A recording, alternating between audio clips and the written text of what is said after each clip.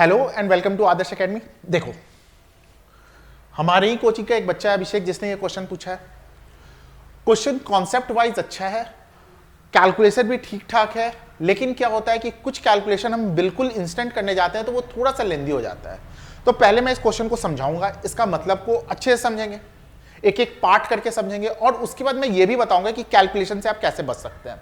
फिर हमारा एक आंसर आ जाएगा जो कि हर क्वेश्चन के साथ होता है। ठीक है, चलो भाई देखते हैं क्या दे रखा है। दो कंडक्टर है A and B, have the same material. Have the same material कहने का मतलब क्या होता है? सेम मटेरियल सुनते के साथ आपके मन में आ जाना चाहिए कि इसका रेजिस्टिविटी क्या है, सेम है। आगे बढ़ते हैं। Have their length in the ratio 1:2। जो लेंथ है वो किस रेशियो में जा रहा है? 1:2 के रेशियो में जा रहा है। ठीक है। And radii in the ratio 2:3। और जो रेडियाई है वो किस रेशियो में जा रहा है? 2:3 के रेशियो में जा रहा है। If they are connected in parallel across a battery, अगर ये किस तरीके से कनेक्टेड है? पैरेलल में कनेक्टेड है, तो रेशियो आपको बताना है ड्रिफ्ट वेलोसिटी ए का और ड्रिफ्ट वेलोसिटी बी का। चलो देखते हैं। सबसे पहली बात भाई, हमें ड्रिफ्ट वेलोसिटी का फॉर्मूला क्या होता है? ड्रिफ्ट वेलोसिटी का फॉर्मूला होता है I/NEA। करेक्ट? ठीक है। हम लोग से रेशियो पूछ रहा है ड्रिफ्ट वेलोसिटी को मैं डीवी कर दे रहा हूं of A upon drift velocity of B is equal to, तो क्या हो जाएगा? Current in A upon NE cross sectional area of A, और current in B upon NE cross sectional area of B. यहां से देखो NE तो गया, ठीक है। अब यहां से क्या कर सकते हैं? IA into cross sectional area of B, ये वाला उठ के ऊपर चला गया, और current in B into cross sectional area of A. Correct है। अच्छा, ओम्स लॉ में क्या होता है? V is equal to IR, तो I इज इक्वल टू क्या हो जाएगा? V upon R। तो मैं इस I के जगह पे क्या पुट कर रहा हूं? इस I के जगह पे मैं पुट कर देता हूं V अपॉन RA, और नीचे क्या हो जाएगा? V upon RB into AB upon AA।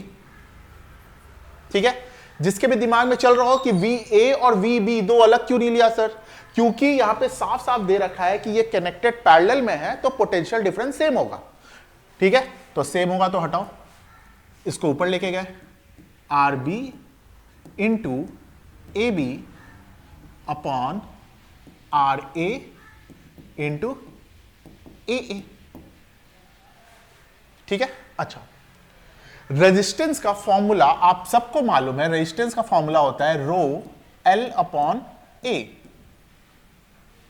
Correct? तो यहां पे मैं क्या डाल सकता हूं?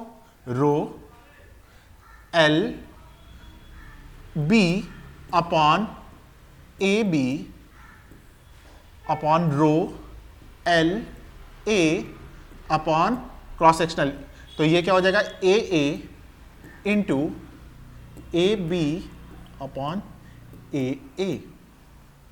करेक्ट है।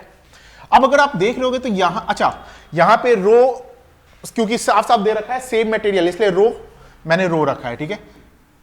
Cross sectional area of AA गया, और ये इसके साथ कैंसिल हो गया। समझ रहे हो बात को? ठीक है। तो हमारा, और ये देखो यहां पे रेजिस्टिविटी भी चला गया, यानी कि क्या हो गया? LB upon LA। LB क्या है? Length of the material B upon length of the material A। और वो किस रेशियो में है भाई? देखो यहां पे AB का 1:2 है, तो ये 2:1 होगा, तो इसका रेशियो क्या आ गया? 2:1। तो इसका आंसर जो है वो क्या हो जाएगा? पहला वाला हो जाएगा 2:1।